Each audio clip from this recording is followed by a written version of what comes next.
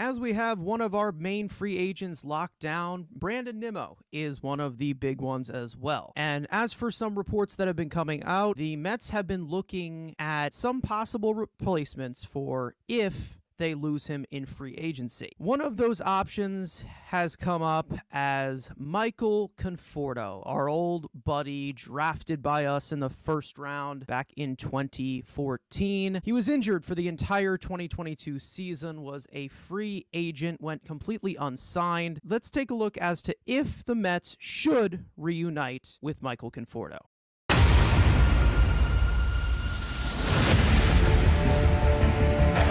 Two, Vader swings and misses, strike three.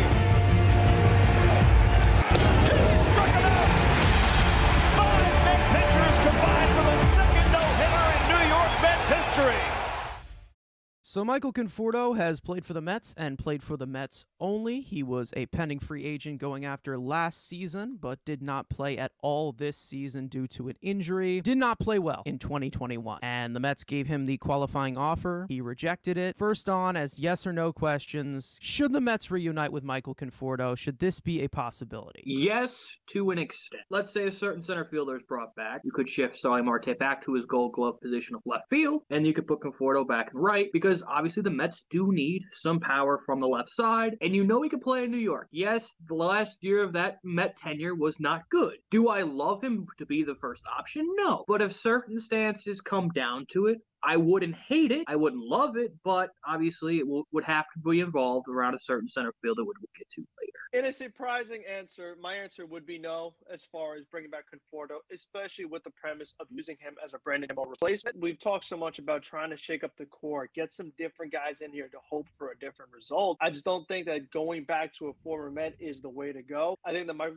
Conforto's philosophy is too similar to a lot of the other hitters in this lineup. Guys that are mostly looking to draw walks and then hit home runs later. I think Michael Conforto has a very similar approach. He's a guy that a lot of times I'm like, swing the bat, Mike. You got runners on base. Let's try to get these guys in. It could get a little frustrating when you have a whole lineup of guys that are doing that. So when you look at the free agent market, there are other corner outfielders that have a more different approach. Guys like we've talked about, Jock Peterson, Mitch Haniger from Seattle, a guy that Andrew and I have liked for a long time. No, there are other guys on this market that can do that. If they want to bring in Conforto to be a full-time DH and not do the platoon garbage they were doing with Darren Ruff and Vientos and those guys, I'm more okay with that. But it's not going to be for the $100 million the Mets offered him. It's going to be a lot less years and lower AAV. That's the only way I'm bringing him back. Now, Michael Conforto is one of my favorite Mets. He's definitely there next to Wright. He's there next to Reyes. He's there next to Jacob deGrom. The Mets offered him a $100 million extension during the offseason. I definitely wanted to keep Michael Conforto, but he played to only deserving a qualifying offer. He rejected the $18 million or $19 million that he was offered, and after that, in my opinion, the book is closed. I have talked about way too much of the Mets recycling old pieces. When you've had the little success that the Mets have had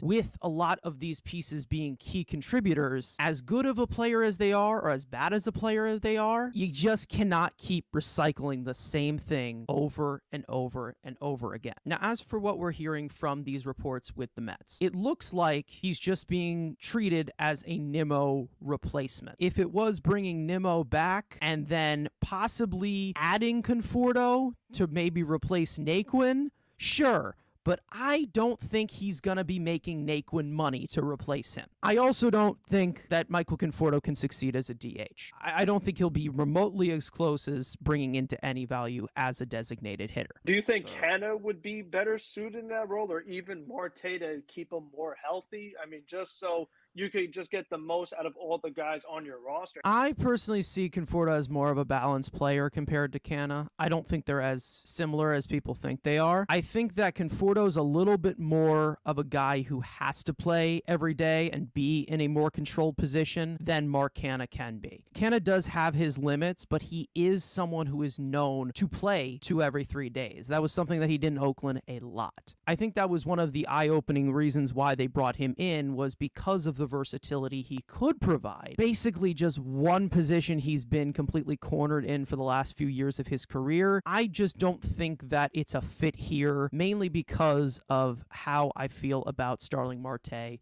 playing center field on a regular basis if you lose Brandon Nimmo. What would you guys mainly offer to Michael Conforto? Yeah, I think a pretty fair deal for both sides would be 2 years of $30 million with the second year being a mutual option. It's a little less than qualifying offer, but again, I think the Mets, they got to be careful because this guy did miss a whole year with injury, and the year before that didn't play well. Let's say Michael Conforto has a great year.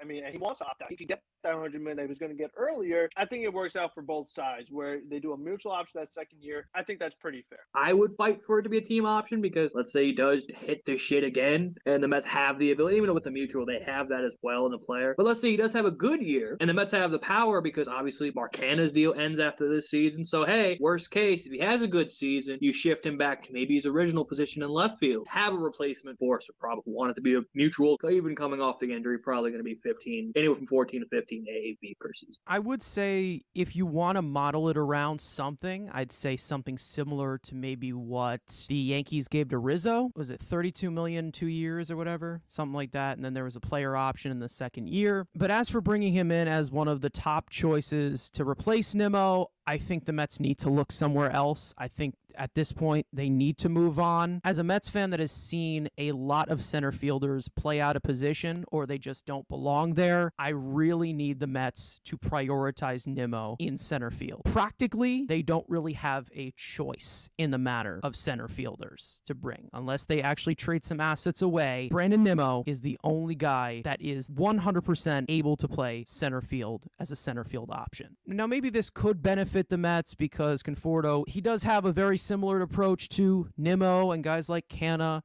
but he does have a lot more power. The only problem is last season didn't really see much power, and we don't know if that was something that had to do with the COVID season that he had, some of the injuries or whatever, and I'm not sure about taking a risk on someone who also had shoulder surgery to be one of your main power bats or protection behind Pete Alonso. Whether it is retaining some of their actual guys or bringing in upgrades, I think that Conforto is an option you can consider, but I don't think he should be high up on that list. Either way, if he does come back, the propaganda will be back. I definitely will be spreading Michael Conforto propaganda all over the place, and people will think I am the most insufferable person possible because he is one of my favorite Mets of all time. And then the debates will be back, and I was hoping they were retired forever, but you never know when it comes to the Mets. You know what? I think they just wanted to keep our banter fresh here. All there has to be is make sure in the contract there has to be a no bar fighting clause. If he gets into another bar fight, the contract becomes voided. I think we all are going to figure out why I did not want to do this video.